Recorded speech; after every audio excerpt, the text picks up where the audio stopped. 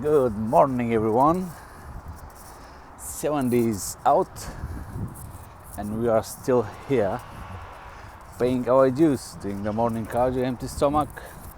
AlishFitness with you. Let's see what would be the topic for today.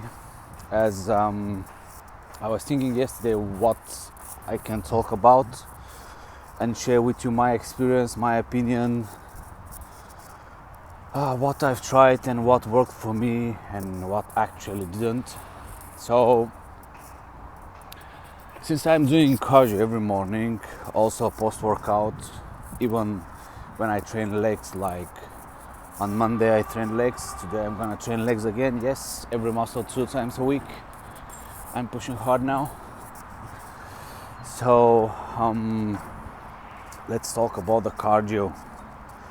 What's important about it, in my opinion, my experience, and how can you improve it eventually for yourself.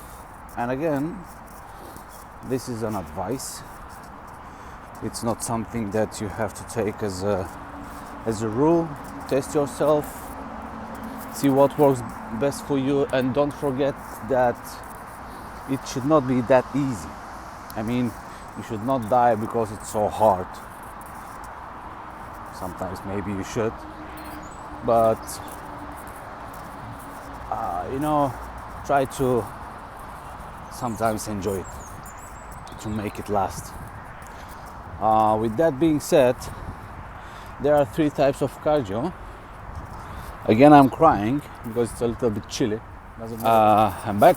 I stopped my video. Sorry, I'm trying to come up with the good angle, and because the sun is kind of hiding my face, my pretty face. So there are 3 types of cardio. One is continuous, which is basically you are keeping the same pace, make it hard on the same level, so you are not changing.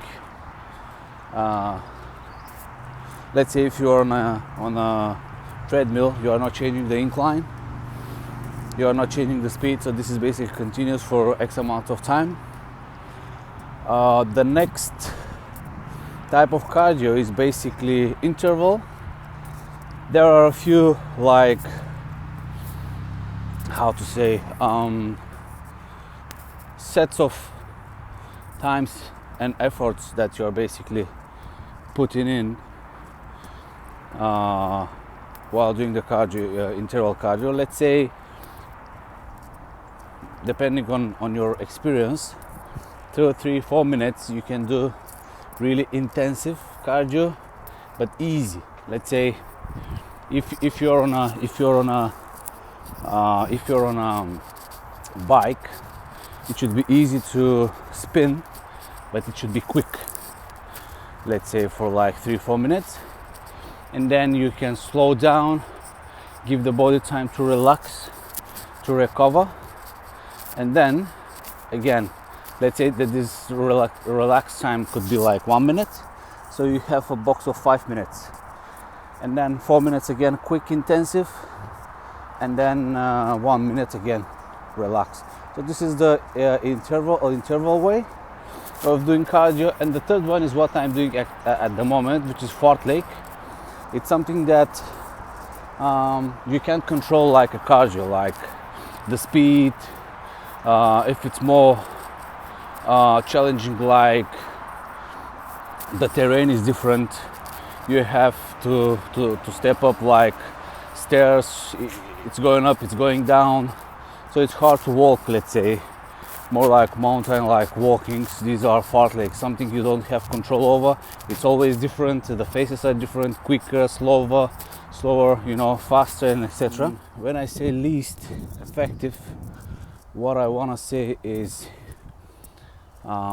continuous is the least effective, in a way of, our bodies always try to adapt, to make something easy next time when they face it, in a way of to survive. Now when we are training, we are doing micro damages to our body, like tearing apart the muscle fibers, and then it's rebuilding. So whenever the blood faces the same outside resistance or something similar, it could literally handle it easier. With that being said, when we are doing more continuous, our body adapts and it becomes more easier for it to do certain movements for a certain period of time. That's why when we are, let's say, jogging every morning for 20 minutes, in time we are actually able to start jogging for 25, for 30 minutes, for 40 minutes, for an hour, just because our body is adapting. So we need to increase.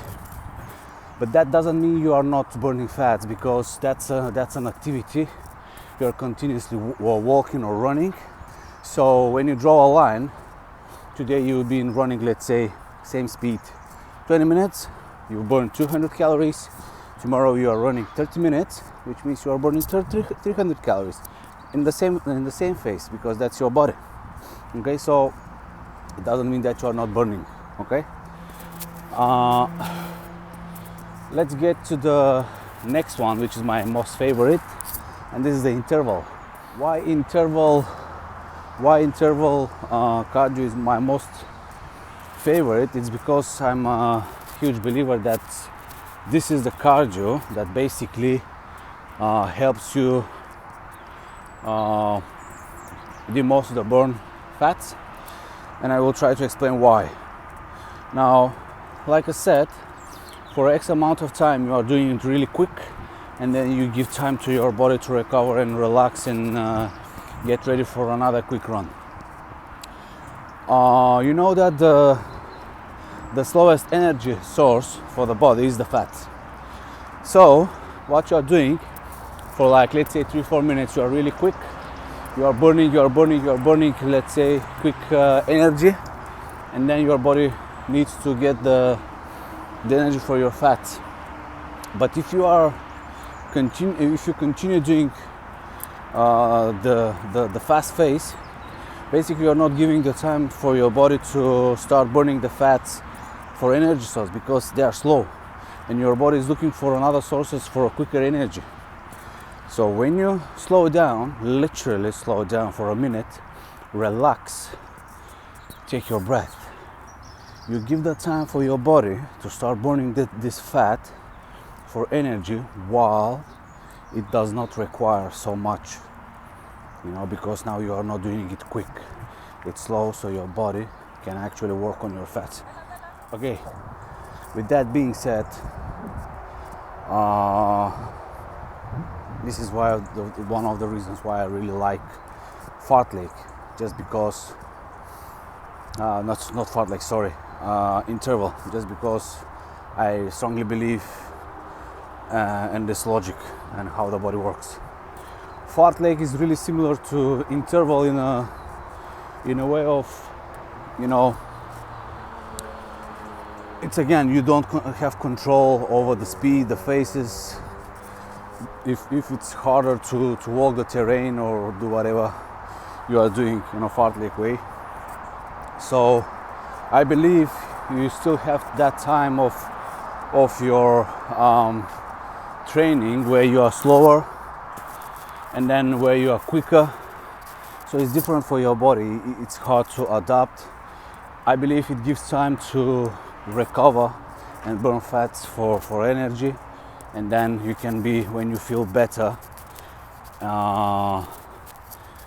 intentionally you are starting to become quicker. So when you get tired and you are not actually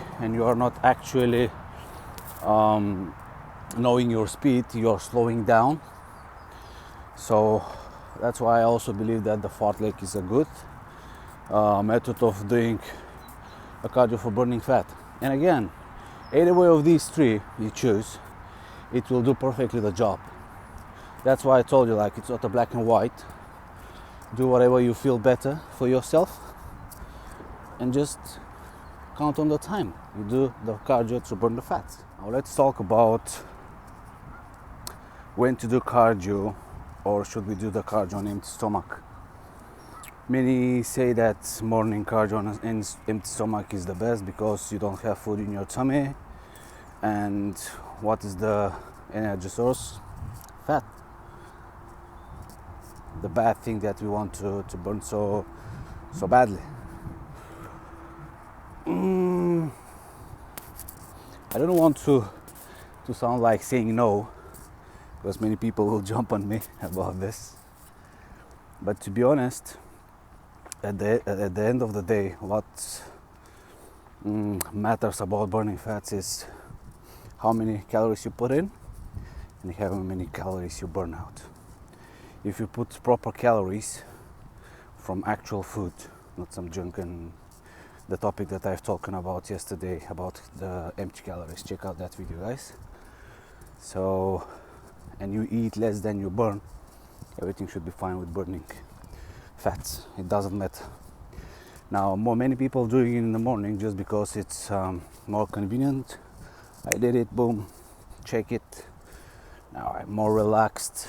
I've done my job, I pay the dues, move on. The other thing that I believe is having the energy after the sleep, so the body doesn't require so much food to actually do the activity. So why not? But straightforward to the topic, it doesn't matter when you do the cardio. Like I said, the cardio adds to your total burned calories for the day.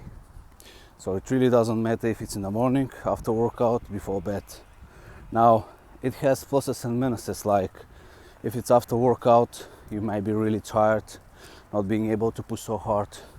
If it's before sleep, that can disrupt your sleep, so you may fall harder asleep, and etc, etc. So you need to find best what works for you. But